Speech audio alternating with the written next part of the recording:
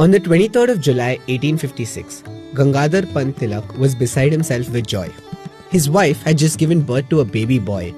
This baby was none other than Bal Gangadhar Tilak, a child destined for greatness. When Tilak was 10, his father was transferred from Ratnagiri to Pune. This was great news for the family. Young Tilak could finally receive the best education.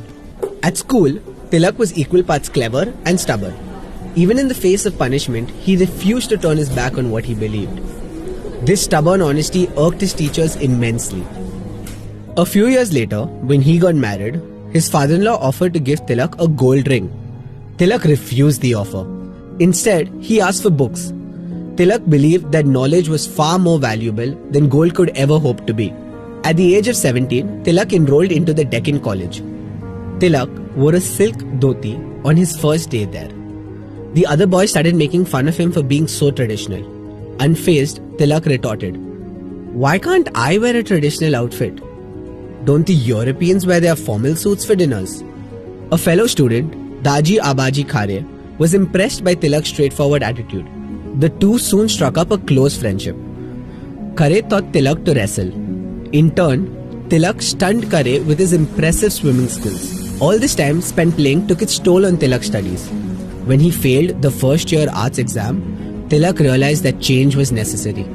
He would need to strike a healthy balance between work and play. He did just that.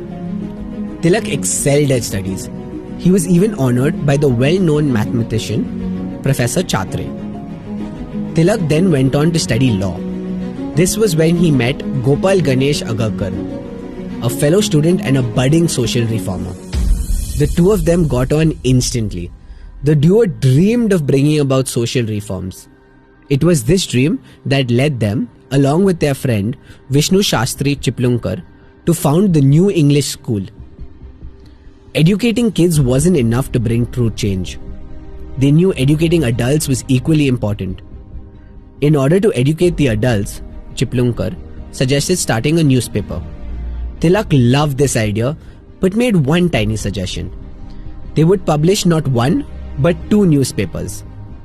So came into being Kesari, a Marathi weekly, and Maratha, an English weekly. The three friends set up a printing press in the school premises.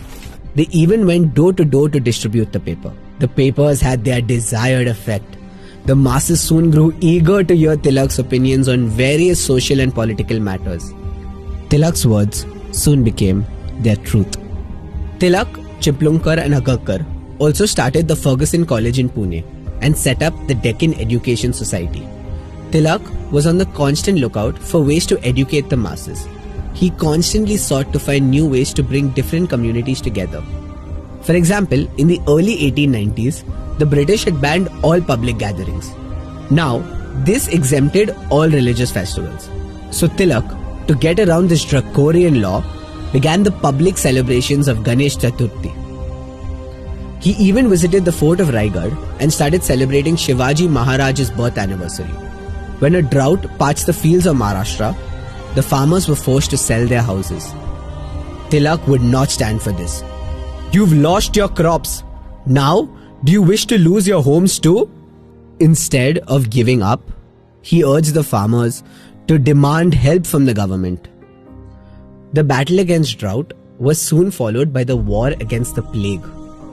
In the year 1896, there was an outbreak of the bubonic plague all over Pune.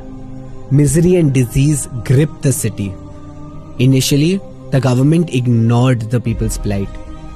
When they finally got around to addressing the issue, however, their solutions were inhumane. Charles Rand, the plague's commissioner's methods were callous. He ripped apart families, forcefully separated the infected ones, and dumped them in hospitals. While the healthy ones, they were carted off to segregation camp. Charles Rand and his men weren't shy of using brute force.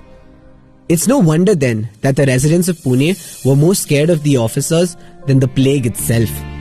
Tilak wrote fierce articles about Rand's measures in his papers. He didn't stop there.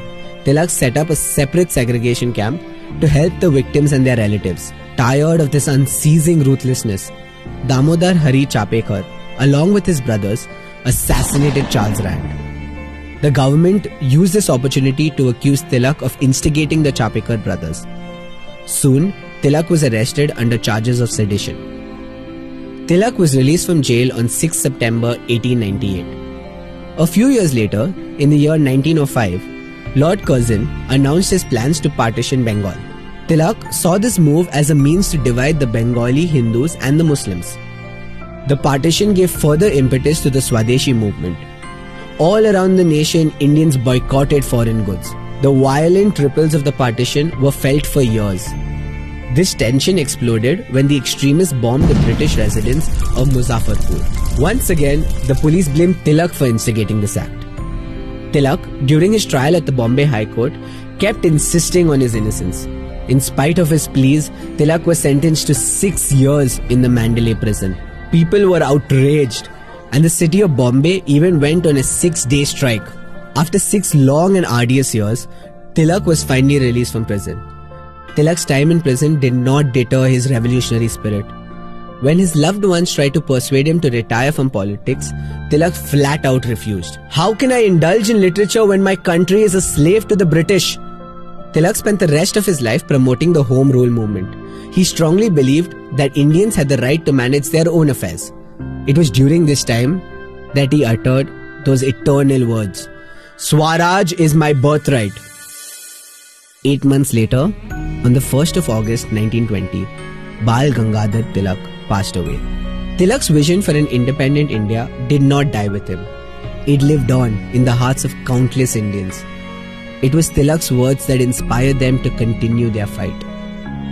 All of this until the 15th of August 1947, when India was finally freed from the shackles of the British.